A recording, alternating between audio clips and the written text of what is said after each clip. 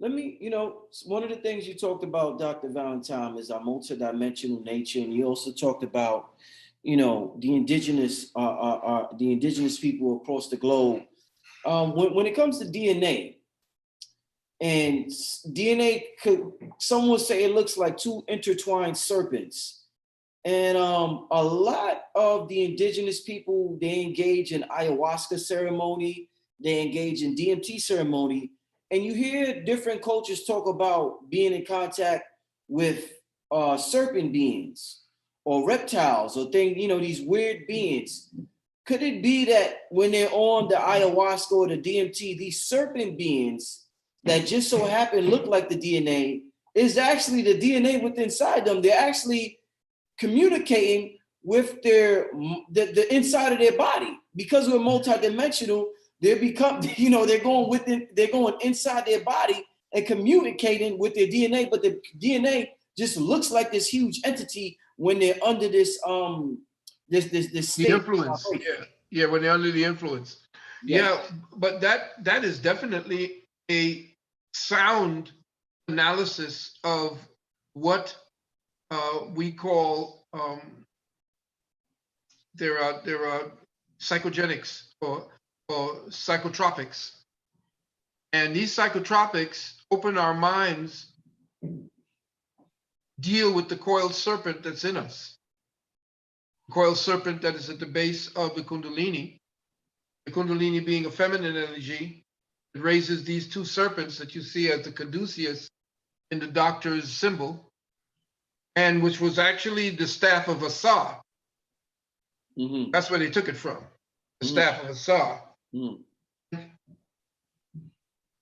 When they do go into the ayahuasca, or they go into the peyote, or they go into mescalito, or they begin to take LSD, they are tapping into the spiral that is life, but they are also tapping into creatures that exist right beyond our dimensional purview of perception.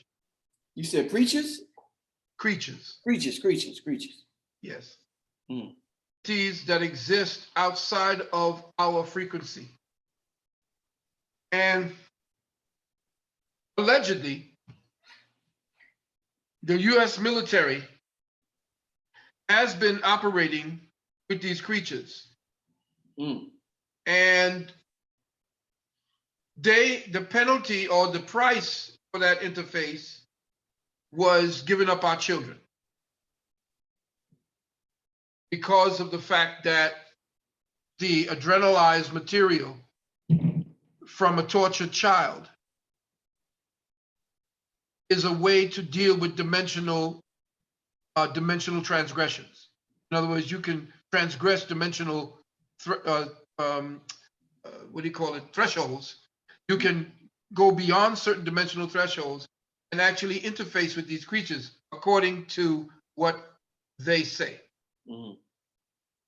In dealing with higher consciousness, you go through, especially when you take on, and I've taken peyote and the whole 9 yards, Mm-hmm. you've dealt with that. What comes up first are your fears.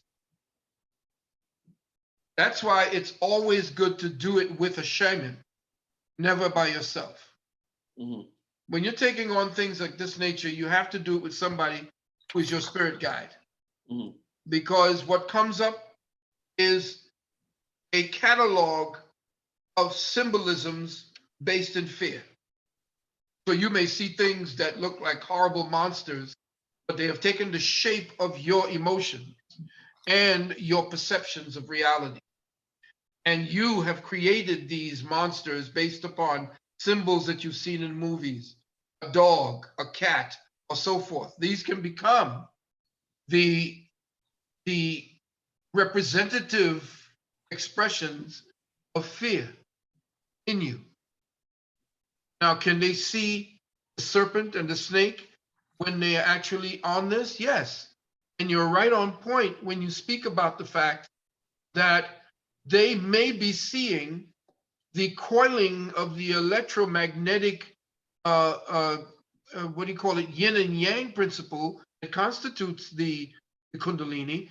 They may be seeing that as part of an expressed dynamic of them tapping into the pineal. Because what do the drugs do? What do these things do? They amplify your pineal ability, and what it does is it accelerates the norepinephrine and all the different materials in the brain that constitutes. You mean the material in your brain is a hallucinogen that is a hallucinogen to the physical body, but it's not a hallucinogen to the spiritual body. That the spiritual body communicates the physical body, but the physical body is so weak and the physical body is always so fearful that when you amplify that part of your brain by tapping into the chemistries that opens up the door to that expression and that experience, your fear causes you to see what you are looking at as something fear, because your body knows that it is, as a consciousness, your body knows it's temporal, it's temporary. So it fears, its natural fear and its instinct for survival. When it comes up upon something new that it can't explain, immediately it goes into a defense mode and it's fight or flight. So when you start taking these things and you begin to open up that part of yourself, you have to have a guide, you have to have a body that's cleansed and purified, and you have to be ready for what you have downloaded or encoded within your DNA that was based in experiences of fear.